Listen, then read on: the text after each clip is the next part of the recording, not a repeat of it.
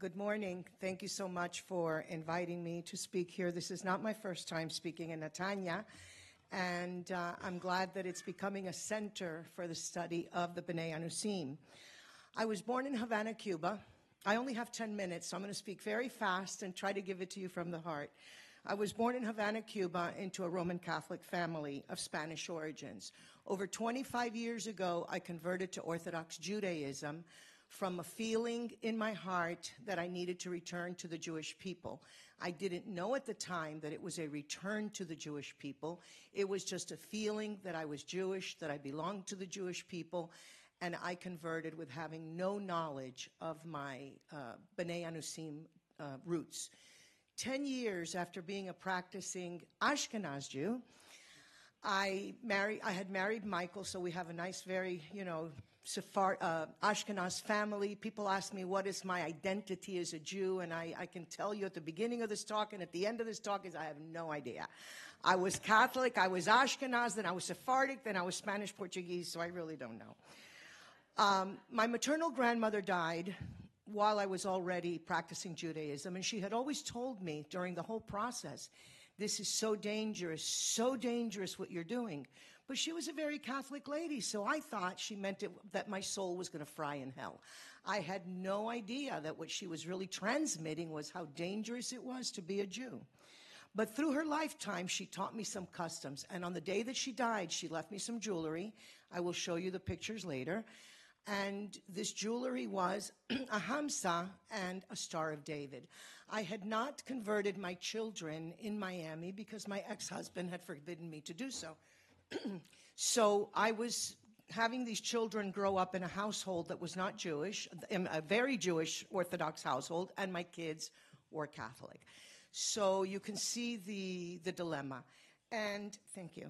And when my grandmother died and left me these artifacts, I realized she and my grandfather were from this tiny village that you're marked there in red on the shores of the Douro River between Spain and Portugal.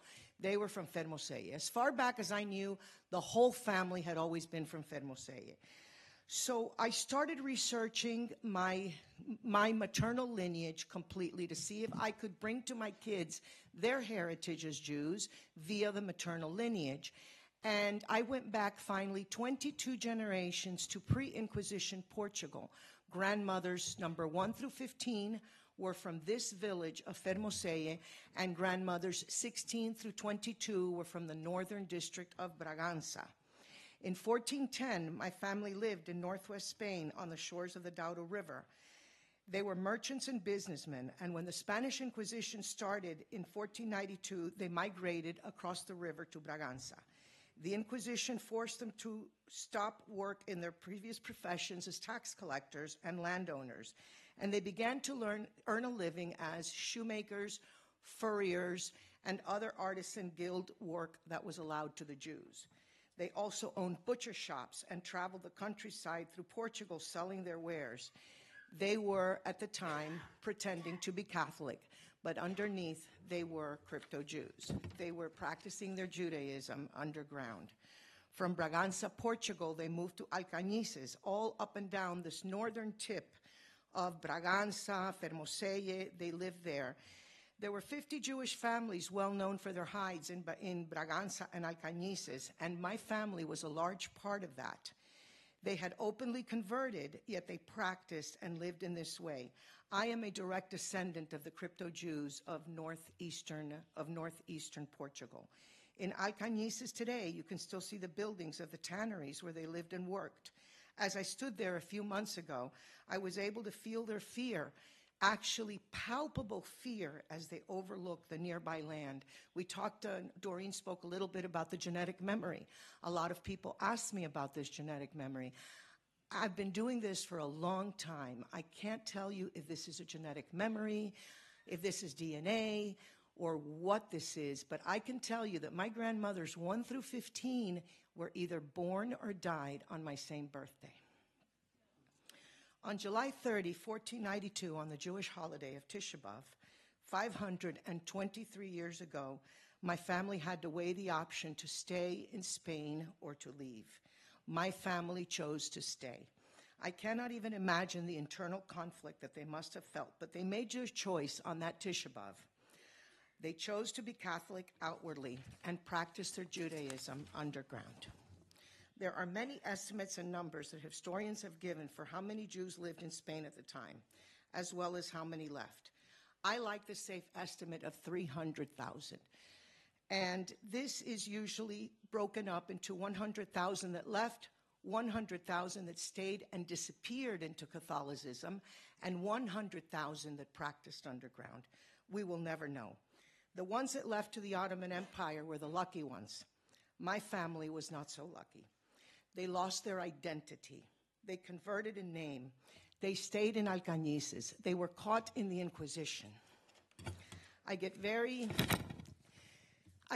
emotional with this story because I have lived every single Inquisition process. I read them at night, all 200 and 300 pages. So I was very calm when I came up. But as I feel their fear, I still feel it. It's very hard to give these talks, and I talk all over the world because awareness is very important. But I have read every single Inquisition. Every single turn of that torture machine makes me who I am today. And if they could do it, I need to have the strength to stand before you and give it. I cannot just bury what happened. And I have a big mouth on me, and thank God I have the resources to be able to do this.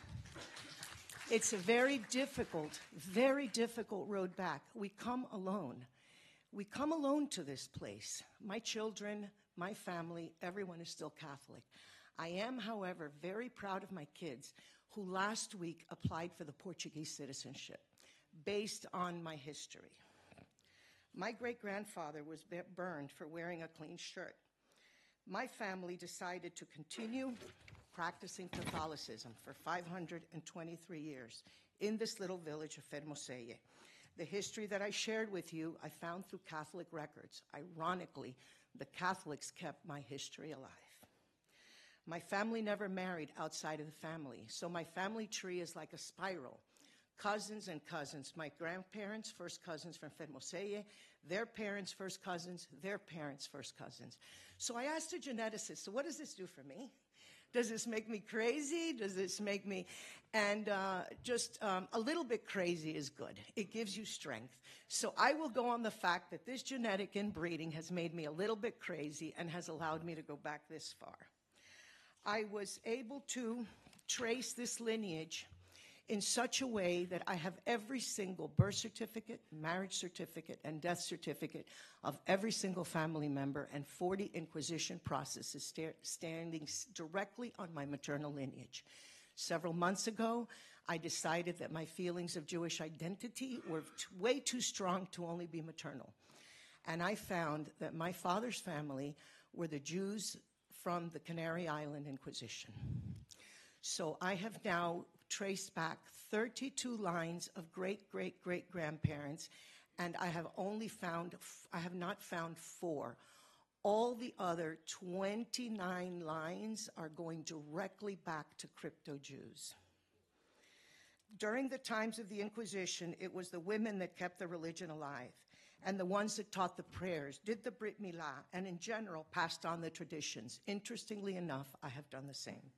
I was able to do this only through this genealogy. I'm not leaving my children 8,000 names on a tree. I'm leaving them the history of their people. My 2 kids are still Catholic, but they're so proud. They're so proud enough to embrace their ancestry via the Portuguese citizenship. And now I also felt the need to prove that this little village had a Jewish past, because there was nothing written in any books, absolutely nothing. As a matter of fact, last night I got an email from someone in BBC London saying that their families trace back to this. They're doing a documentary on this gentleman. Can I please give them the Jewish history? Up until 3 years ago, there was none. The only thing we knew was that Álvaro and Catalina Carvajal, the matriarch and patriarch of the Carvajal family, who later became the first governor of Nueva León, were from Fermoselle. So in Fermoselle, I was able to go in there. I was able to find the Jewish quarter. I was able to find 2 synagogues and 2 mikvot. And next year, there will be signage posted around Fermoselle to prove that it was a Jewish a Jewish settlement up and down this river. And this is what we are doing, that we research. We're going up and down. This history is alive. I'm very, very happy that there's so many historians studying our phenomenon, but we are living our phenomenon. Today I help the returnees with their genealogies, and sometimes just an ear to listen. I came to this place alone. I don't want others to have to come to this place alone. I hold their hands virtually. I hold their hands on Facebook. I tweet my hand over. Whatever it takes, I invite them to my home if they're in Miami and they are serious. Our Passover table last year was in a village in Trancoso, Portugal. We held, my husband and I, who is a trooper. Thank you, Michael. Michael comes with me everywhere. He schleps around the world with me, and he has taken my mission on as his own. In this village, we gave a Seder for 50 returnees last year. I don't speak Portuguese. I speak Spanish and English, and Michael Hebrew and English, but we did it. And we did a beautiful Pesach in Trancoso to returnees. We gave them back their heritage in a very living way. Yesterday, if you were here, you saw Anna. She was one of those returnees. She was with us in Trancoso. So we go around the world helping people and trying to get them back. In Miami this year, at our Passover table, we will have about 15 returnees as well. And it is such an important job for those of us that have returned to be able to pay it forward. I help a lot of people. I never accept money. I never accept money for anything. And I just ask people to pay it forward. So yesterday at the Sheva Brachot, I was so proud of Anna. And she took my words seriously to pay it forward. When this young girl got up in front of all of you yesterday and said her piece about the B'nai Anousim and how she felt about it, I felt that Anna was paying tribute to my request to pay it forward. It is through these walls and stones and dusty archives that we all have to dig to find our Jewish roots. It's not impossible because I am a testament to the fact that it can be done. Thank you. So I'm going to show you a few slides here. This is the Star of David earring and the Hamsa that was left to me by my grandmother. And a lot of people jump up. There were no Stars of David back then, and the Hamsa is not 500 years old. I never said it was 500 years old. All I said is that it was important enough to my grandmother to be left in a box for me on the day she died when she knew I had already become Jewish. So it meant something to her. I don't know, 100, 200, 300 years, whatever it was, she carried it out of Spain into Cuba and into Miami to be given in my hand on the day of her death. I guess she did not dare that this should come out while she was still alive. This is an aerial view of Hermosillo today, so it's right on the shores. I think it was a very important Jewish outpost. There's nothing written about it. If you Google it, you will only find my work on it. These are the kind of medieval church documents, and I don't know if anyone else has shown you this before, but this is how we find our lineages. These are the kinds of documents that we have to look at. Many of them are forged. Many of them are written over, one over the other. But these are the kind of documents that we are really looking at to find who we are. This is one particular. The bottom one is forged. And it's very hard to follow our lineages because at each generation, our families would change their name. A woman would be born Pereira, then she would be Ramirez, then she would be Rodriguez when she died. So we really have to be very Dan Brown detectives about this. Here are the locations of the permanent Inquisition tribunals and the years that they were founded. And so you can see that there were a lot of tribunals in Spain, but just as many in Portugal, and even one in Goa, India, where Portugal reached its hands. Of course, we also have the one Inquisition of Peru. We have the one of Cartagena, Colombia. So the long arm of the Inquisition did reach over to the colonies. These are the important documentations that we look at. When we're looking for our lineages, these are the kind of records I have on each and every one of these 22 grandmothers. I didn't bother much about the people on the sides unless I couldn't find a grandmother or I hit a brick wall, but mostly it's just these 22 grandmothers in a row. This is an actual process from the Torre do Tombo files, a process of someone on my family, Joanna de Paz, and showing that she was a new Christian. These processes each are about 200 or 300 pages long.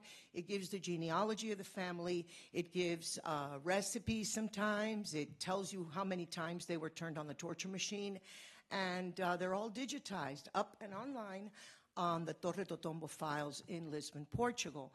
And it is through these records that I was able to find very quickly grandmother's number 16 through 22. These Inquisition records is a wealth of information for historians. It tells us not only who we were, but how we worshipped, how we cooked, and who we were as a people. This is a view of the village where my grandparents were from. And not just my grandparents, 520 years of my family. This is a spout that I found to be able to prove. This is a mikvah under where there was an oral tradition of a synagogue. This is underground.